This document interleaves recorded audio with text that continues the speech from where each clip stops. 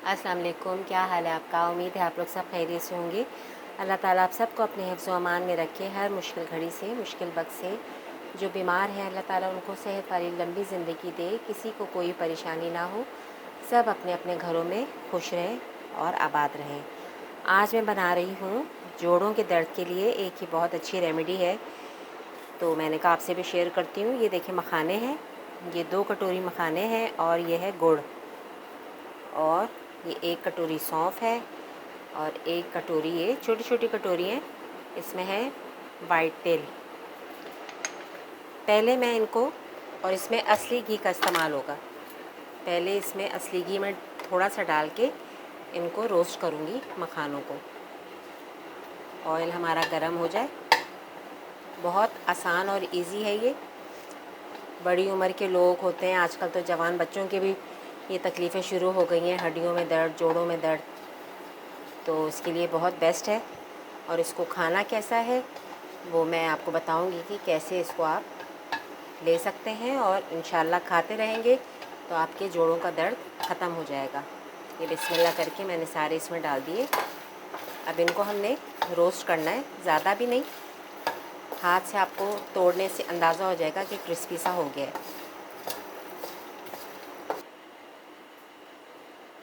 अब इनको मैंने चूल्हे से हटा दिया है और ये रोस्ट हो गए। इनको बिल्कुल ब्राउन नहीं करना, हल्का सा बस पकाना है ताकि इसमें नमी ना रहे और क्रिस्पी हो जाए।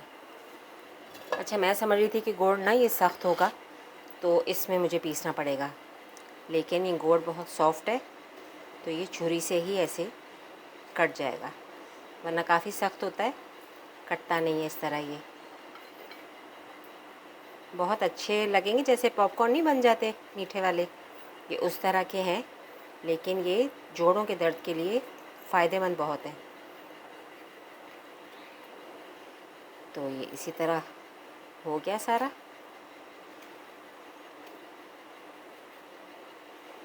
घर में आप लोगों के भी बुज़ुर्ग होंगे, उनको ये बना कर दें, इंशाल्लाह उनको भी बहुत आराम आएगा। अब फिर कढ़ाई में घी डालना है, देसी घी का इस्तेमाल है इसमें, और घी नहीं।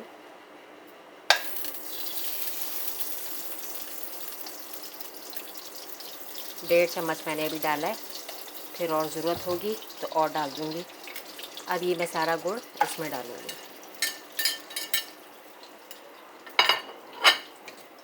अब ये सारा मेल्ट हो जाएगा। अब ये आप देखें कि कितना क्रिस्पी हो गया है, ये देखें, तोड़ने से पता चल रहा है ना कितना क्रिस्पी है। इस तरह इसको रोस्ट करना है। अब ये ज़रा मेल्ट हो जाएगा, फिर मैं इसमें ये सारे मखाने डाल दूँगी।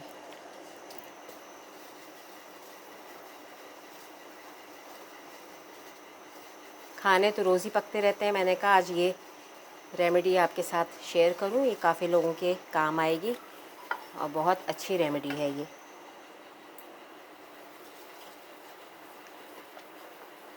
अब देखें ये मेल्ट हो गया ना गुड़। अब मैं इसमें ये डाल दूँगी मखाने। अब ये इसके ऊपर कोटिंग हो जाएगी। और ये सौंफ 1 कटोरी, और ये तेल, बस इसको आपने पकाना है। लेकिन खाने में अच्छे लगेंगे ना, कोटिंग हो जाएगी इन चीज़ों की। और सफ़ेद तिल में भी कैल्शियम होता है, और ये ताकत का ख़जाना कहते हैं इनको, मखानों को। तो ये अपनी खुराक में शामिल रखें, और जिस तरह मैं ये आपको बता रही हूँ इस तरह आप बना के किसी जार में रख लें, और रात में आप इसको गर्म दूध के साथ खा लें।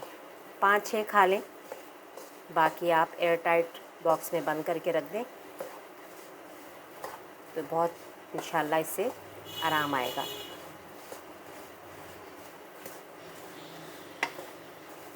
अच्छे लग रहे हैं ना, देखिए कितने मज़ेदार, जैसे पॉपकॉर्न बनाते हैं हम, वो मीठे वाले जैसे बन जाते हैं, कुछ वैसे ही हो गए।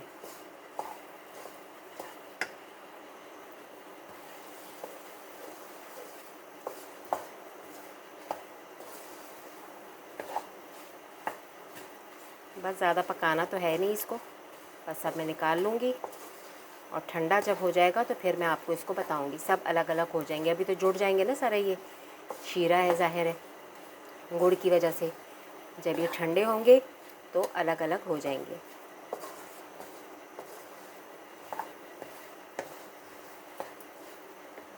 चूल्हा कर दिया बंद मैंने और निकाल लिया प्लेट में।